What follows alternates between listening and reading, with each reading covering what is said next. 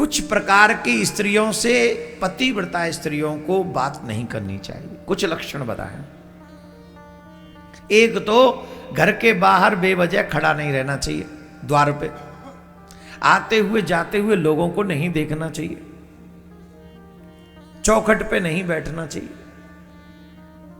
और जिस स्त्री का अपने पति से बात बनती नहीं हो, तलाक हो चुका हो, या मतलब इस प्रकार की स्त्री हो, अथवा जो स्त्री बहुत पुरुषों से बात करती हो, ऐसी स्त्री से भी बात पतिव्रता स्त्री को नहीं करनी चाहिए। एक और गजब की बात है, जिसने स्त्री शरीर होने पर भी सन्यास ले लिया हो, ऐसी स्त्रियों से भी बात नहीं करनी चाहिए। ऐसी सन्यासिनियों से भी मैंने अपने आप नहीं कह रहा हूं, मेरे ऊपर मत मटका फोड़ देना। हाँ कि महाराज ये सब शिव पुराण में लिखा हुआ है, और कहने वाली भी देवी है और सुनने वाली भी देवी है। ये देवकी नंदन नहीं कह रहा, देवी कह रही है। शिव पुराण में स्पष्ट लिखा है। जिस समय मैं तो बहुत कम बोल रहा हूं, उसमें ज्यादा लिखा है। कम इसलिए बोल रहा हूं जो आधुनिक युग में आप फॉलो कर सको, और ये हम फॉलो कर सकते हैं।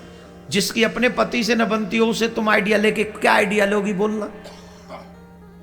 तुम्हारी तो बन रही है ना तुम्हारे पति के संग, फिर तुम उससे बात क्यों कर रही हो जिसकी बनी नहीं कभी? क्या आइडिया देगी वो, बताना जरा कृपा करके। लॉजिक अपनाओ जरा, थॉट अपनाओ, बोलो क्या देगी वो? कोई अच्छी बात तो देगी नहीं।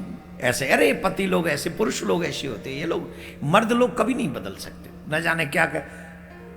और कितनों के घर तो सिर्फ बात कर करके बिगड़ जाते हैं। कोई दोष नहीं, आपस में बनी है, सब बढ़िया है, लेकिन दूसरों ने आके ऐसे ऐसे श्लोक सुनाए, उसी से बिगड़ गए।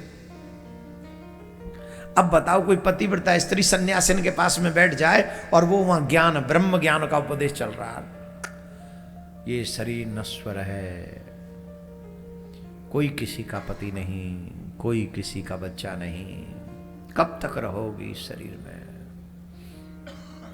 शरीर से ऊपर उठो, ईश्वर को पाने की कोशिश करो। अरे रुको, अभी क्यों बजा रहे हो ताली? अभी घर नहीं टूटा, रुको, अभी तो ब्रह्मज्ञान शुरू हुआ। ऊपर उठो, शरीर से ऊपर उठो। कितने ऊपर उठे महाराज? बोले थोड़े से और उठो, यहां से यहां ले जाओ। ले गए, यहां आ गई, यहां आ गए। भूल जाओ ये संसार तुम्हारा है। एको ब्रह्म द्वितीयो नास्ति। अब पत्नी चली गई एको ब्रह्म में, पत्नी गई एको ब्रह्म में, द्वितीयो नास्ति मतलब हस्बैंड नास्ति। हस्बैंड गया काम, वो नाश हो गया उसका। तो अब शाम को आया हस्बैंड, तो पत्नी तो बैठी है, ध्यान लगा, ऊपर उठ गई ना पत्नी। तो एको ब्रह्म द्वितीयो नास्ति, पत्नी बैठी है द्वितीयो नास्ति में, और वहां पति आ गया। पति ने कहा चाय मिलेगी? बोले द्वितीयो नास्ति।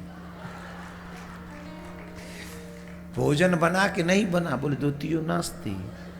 एको ब्रह्म, बस एको ब्रह्म। और ब्रह्म कैसा है? बोले बिनु पग चले, सुने बिनु काना, कर बिनु कर्म करे विधि, हे आनंद रहित सदा रस भोगी, बिनु वाणी बक्ता बड़ जोगी। ब्रह्म कैसा है? बिनु वाणी बक्ता बड़ जोगी, आनंद रहित सदा, आनंद कोई अंग नहीं है, सदा रस भोगी, द्वितीयो नास्ति। अब ब्रह्म कह रहा वो पति, अरे कचूना है तो नौनते रोटी दे दे। बोले आनंद रहित सदा रस भोगी। अब बताओ घर बचेगा कि टूटेगा? हैं? जोर से बोलो, कौन तोड़वा गया? हैं? कौन तोड़वा गया? ऊपर उठो, शरीर से ऊपर उठो। द्वितीयो नास्ति एको ब्रह्म। ले है गो भंडारो, घर गयो काम थे।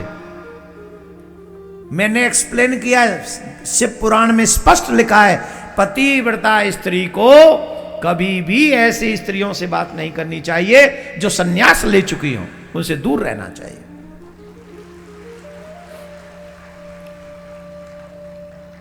इसीलिए बंधु हमने सन्यास नहीं लिया अभी, तो आप हमारी कथा में आ सकती हैं। यहां द्वितीय नास्ति नहीं है,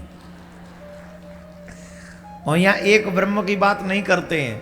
हम तो सीताराम भगवान की बात करते हैं, हम तो राधे श्याम भगवान की बात करते हैं, क्योंकि सन्यासी नहीं है ना हम लोग।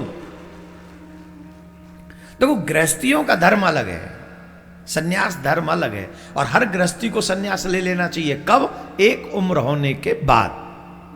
द्वितीय नास्ति शुरू में नहीं, लास्ट में, जब लगे कि हां। तो यहां पर सिखाया है किसी भी तरीके से अपने पति का अपमान नहीं करना चाहिए, नहीं करना चाहिए। किसी भी प्रकार के पति का अपमान करने पर स्त्री को जमपुर में दुख भोगने पड़ते हैं।